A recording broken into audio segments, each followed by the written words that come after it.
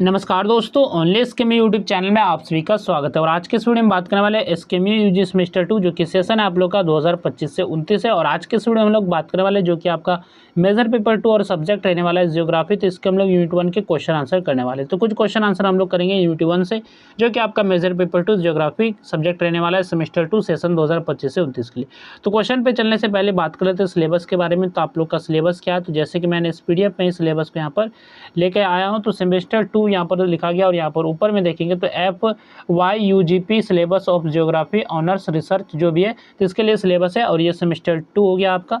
और जो कोर्स का नाम है मेजर 2, यानी कि मेजर 2 जो कि आपका पेपर का नाम है मेजर 2 पेपर।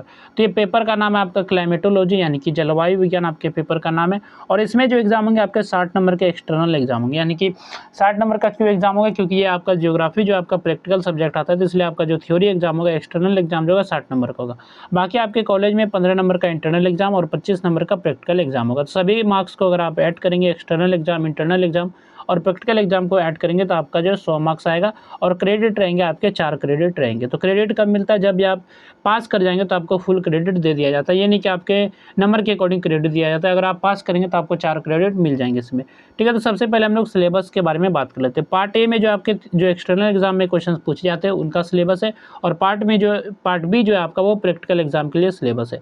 तो पार्ट ए में जो आपके कुछ क्वेश्चन है, जैसे मतलब सिलेबस है, जैसे कि थ्योरी कोर्स कंटेंट्स में आपके क्या क्या कंटेंट्स है। तो यूनिट 1 में आपको पढ़ना है क्लाइमेटोलॉजी के बारे में, एटमॉस्फेरिक कंपोजिशन एंड स्ट्रक्चर। ठीक है, इसके बाद आपको पढ़ना है insolation, atmospheric pressure and winds. तो ये आपको यूनिट 1 में पढ़ना है। यूनिट 2 में आपको पढ़ना है क्लाइमेटिक क्लासिफिकेशन। तो किसका किसका क्लाइमेटिक क्लासिफिकेशन पढ़ना है आपको, कोपेंस का एंड थ्रोनथवेट का आपको पढ़ना है। एंड रीजन्स पढ़ना है। फिर साइक्लोन्स पढ़ना है, जिसमें कि tropical and temperature cyclones. Monsoon पढ़ना है, मॉनसून के बारे में, ओरिजिन एंड मैकेनिज्म। फिर आपको एल नीनो के बारे में पढ़ना है। तो ये आपका यूनिट 3 का सिलेबस था।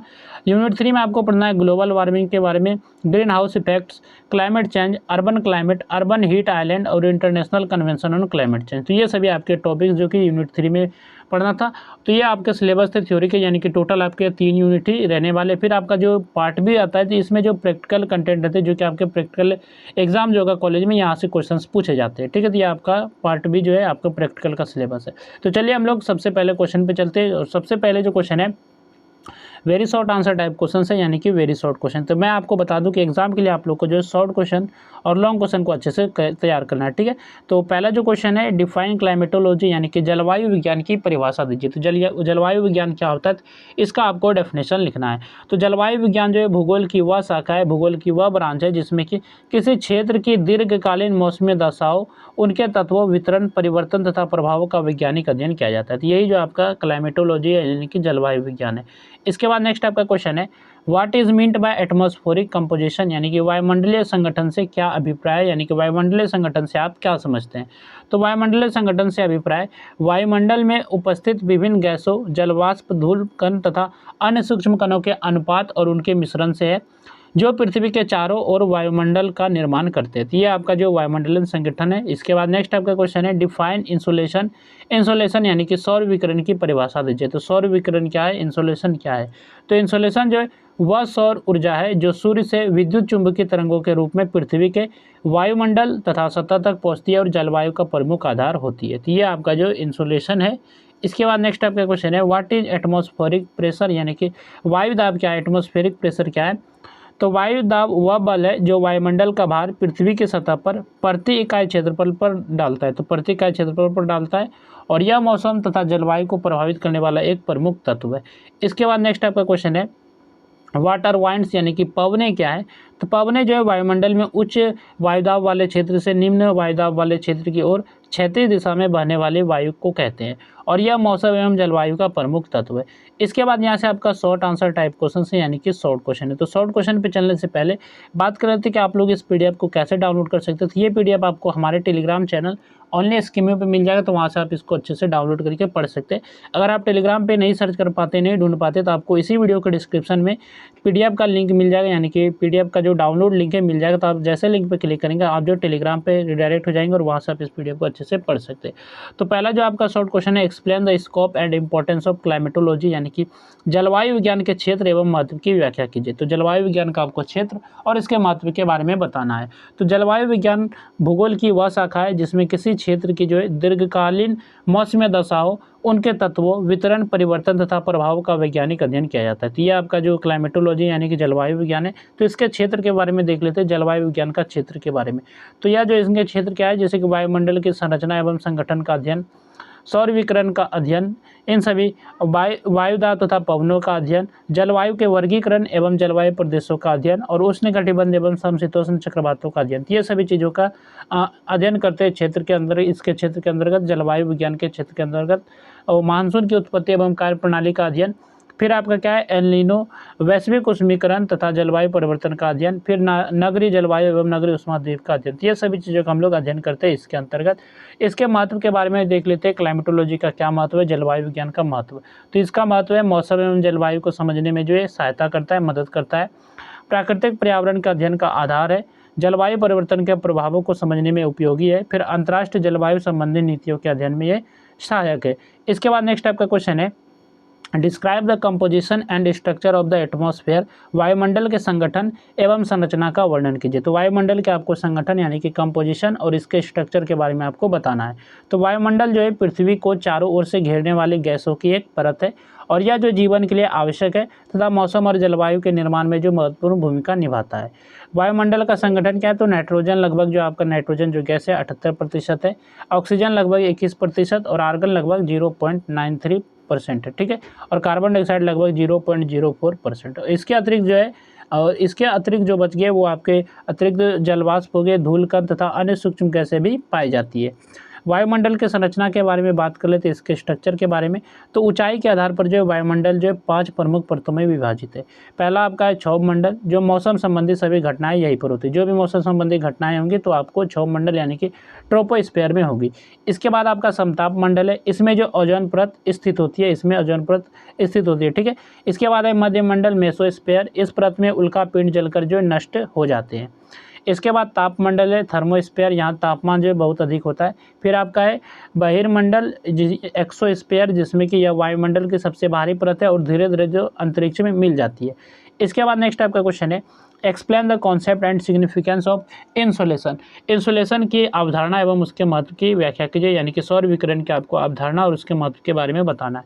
तो इंसोलेशन यानी कि सौर विकिरण वह सौर ऊर्जा है, वह सोलर एनर्जी है जो सूर्य से पृथ्वी के वायुमंडल तथा सतह तक पहुँचती है और यह जो पृथ्वी को उष्मा का मुख्य स्रोत है और जलवायु का आधार मानी जाती है। तो इंसोलेशन की अवधारणा क्या है, यानी कि सौर विकिरण की क्या कॉन्सेप्ट है, क्या अवधारणा है। तो यह जो सूर्य से आने वाली ऊर्जा है जो विद्युत चुंबकीय तरंगों के रूप में पृथ्वी तक पहुंचती है और इसका वितरण जो सभी स्थानों पर समान नहीं होता, यानी कि इनका वितरण जो सभी जगहों पर एक जैसा नहीं होता है। यह जो है अक्षांश, ऋतु तथा सूर्य की किरणों के कोण के अनुसार बदलता है। इंसोलेशन का महत्व यानी कि सौर विकिरण का क्या महत्व है, तो यह जो पृथ्वी के तापमान को नियंत्रित करता है, मौसम एवं जलवायु के निर्माण का प्रमुख आधार है और वायु तथा पवनों के निर्माण में महत्वपूर्ण भूमिका निभाता है। जल चक्र एवं वर्षा की प्रक्रियाओं को प्रभावित करता है और विभिन्न जलवायु प्रदेशों के निर्माण में सहायक होता है। इसके बाद नेक्स्ट आपका क्वेश्चन है, discuss the characteristics of atmospheric pressure, यानी कि वायु दाब की विशेषताओं की विवेचना कीजिए। तो वायु दाब की क्या क्या विशेषता है, तो इसके बारे में आपको बताना है। तो वायु दाब जो वह बल है जो वायुमंडल का भार पृथ्वी की सतह पर प्रति इकाई क्षेत्रफल पर डालता है और यह मौसम, पवनों तथा जलवायु को प्रभावित करने वाला प्रमुख तत्व है। वायु दाब की कुछ विशेषताएं, जैसे कि आपका हो गया, वायु दाब का कारण वायुमंडल का भार होता है। तो इनका कारण क्या होता है, तो वायुमंडल का भार। समुद्र तल पर वायु दाब सर्वाधिक तथा ऊंचाई बढ़ने पर क्रमशः कम हो जाते हैं। तो समुद्र जो तल रहते हैं, समुद्र तल पे इनका वायु दाब जो है अधिक रहता है और ऊंचाई बढ़ने पर इनका कम हो जाता है। और वायु दाब जो है सभी दिशाओं में समान रूप से कार्य करता है, सभी दिशाओं में जो है समान जैसा चलता है, एक जैसा चलता है।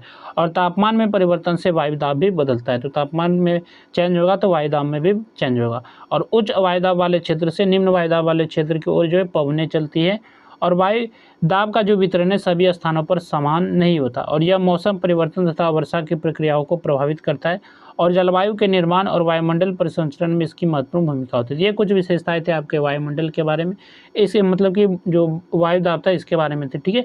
इसके बाद नेक्स्ट आपका क्वेश्चन है explain the origin and significance of winds, यानी कि पवनों की उत्पत्ति एवं उनके महत्व की व्याख्या कीजिए।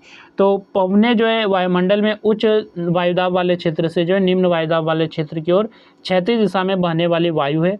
यह पृथ्वी की जलवायु एवं मौसम को नियंत्रित करने में महत्वपूर्ण भूमिका निभाती है। पवनों की उत्पत्ति के बारे में देख लेते हैं, इसके ओरिजिन के बारे में देख लेते हैं। तो पृथ्वी पर जो है असमान सौरताप के कारण वायुदाब में अंतर उत्पन्न होता है।